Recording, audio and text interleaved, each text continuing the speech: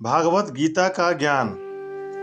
कहा जाता है कि जो व्यक्ति हर दिन गीता ज्ञान को पढ़ता है या सुनता है, कुछ ही समय में उनके चरित्र को बल मिलने लगता है और सफलता उनके चरण चूमती है। गीता में श्री कृष्ण ने कहा है, जीवन न तो भविष्य में है न अतीत में है, जीवन तो बस वर्तमान में है। किसी के वर्तमान को देखकर उसके भविष्य का मजाक मत उड़ाओ, क्योंकि समय में इतनी शक्ति है कि वो कोयले को भी धीरे धीरे हीरे में बदल देता है।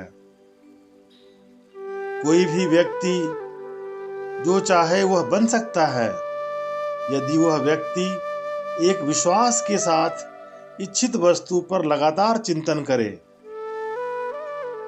कृष्ण कहते हैं, जो लोग अपने मन को नियंत्रित नहीं करते, उनके लिए वह शत्रु के समान काम करता है। दर्द सबके एक जैसे हैं, पर हौसले सबके अलग अलग। कोई हताश होकर बिखर जाता है, कोई संघर्ष करके निखर जाता है। श्री कृष्ण कहते हैं कि प्रेरणा का सबसे बड़ा स्रोत आपका अपना विचार है।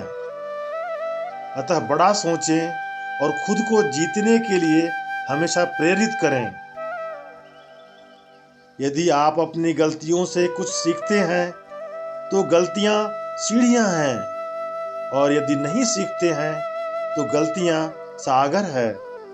फैसला आपका है, चढ़ना है या डूबना है।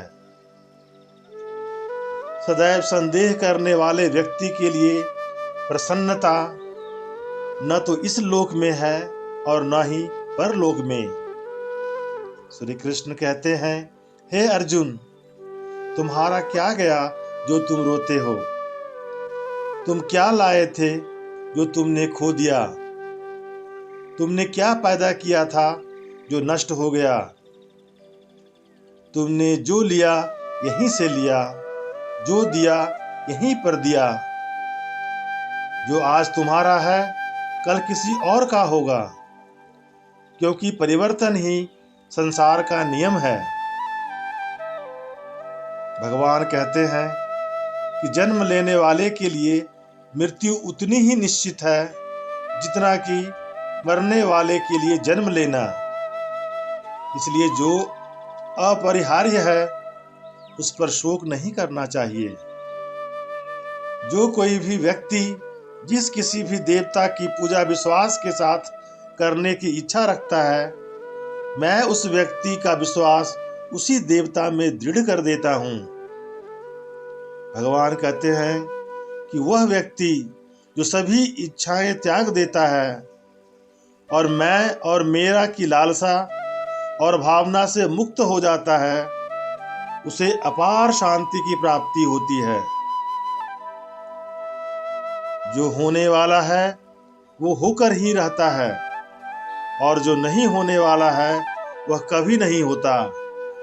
ऐसा निश्चित जिसकी बुद्धि में होता है, उन्हें चिंता कभी नहीं सताती है।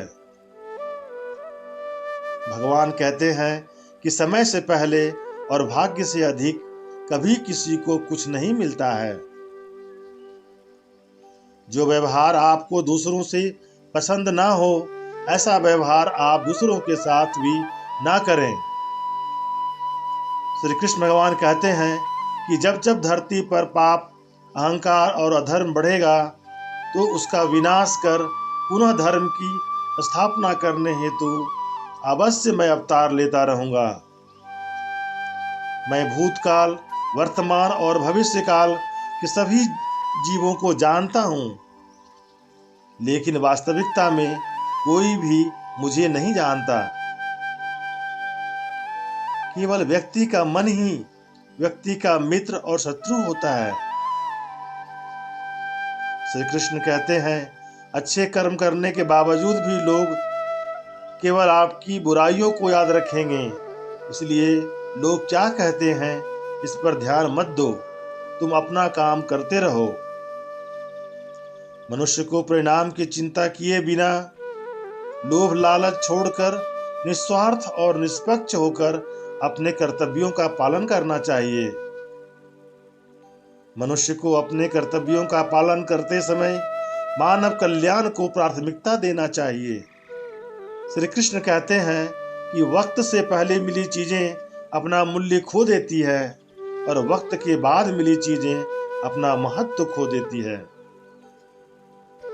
मनुष्य को जीवन की चुनौतियों से भागना नहीं चाहिए और न ही भाग्य और ईश्वर की इच्छा जैसे बहानों का प्रयोग करना चाहिए।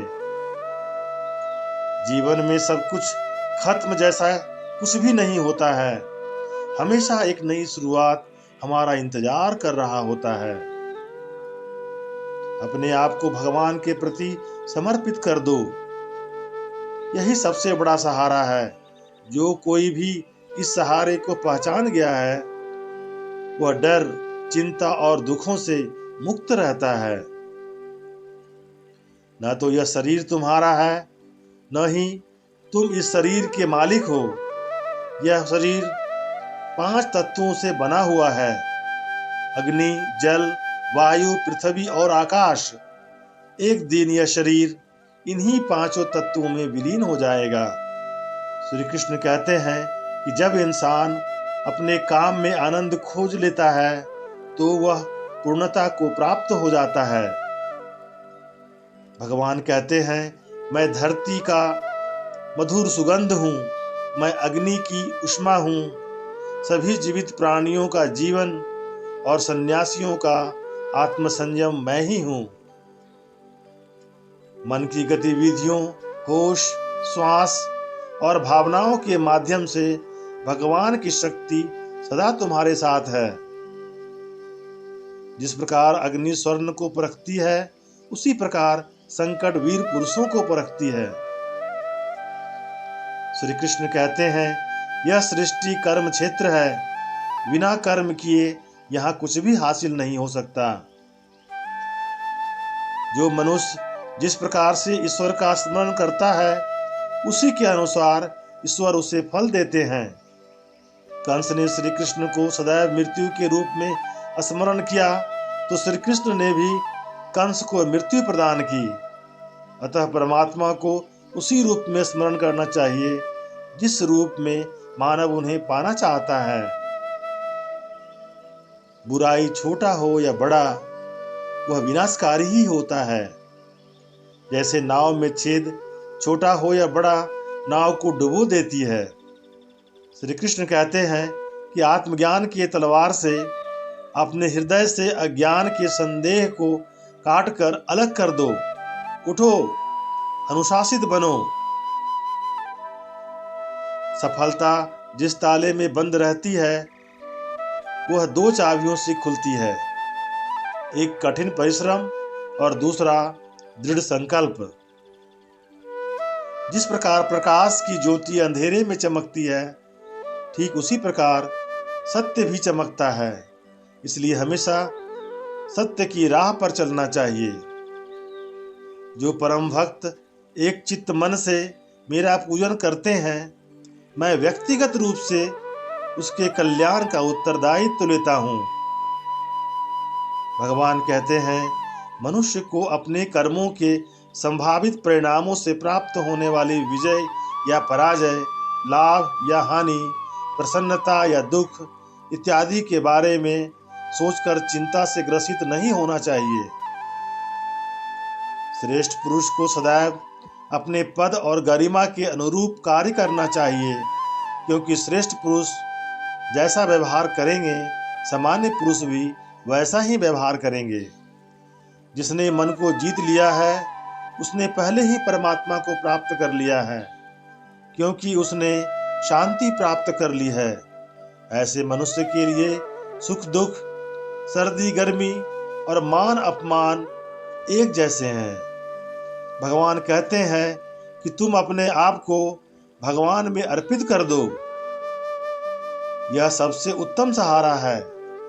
जो इसके सहारे को जानता है वह भय, चिंता और शोक से हमेशा हमेशा के लिए मुक्त हो जाता है। श्री कृष्ण कहते हैं, तू करता वही है जो तू चाहता है और होता वही है जो मैं चाहता हूँ। तू कर वह जो मैं चाहता हूँ, फिर होगा वही जो तू चाहता है। इति श्री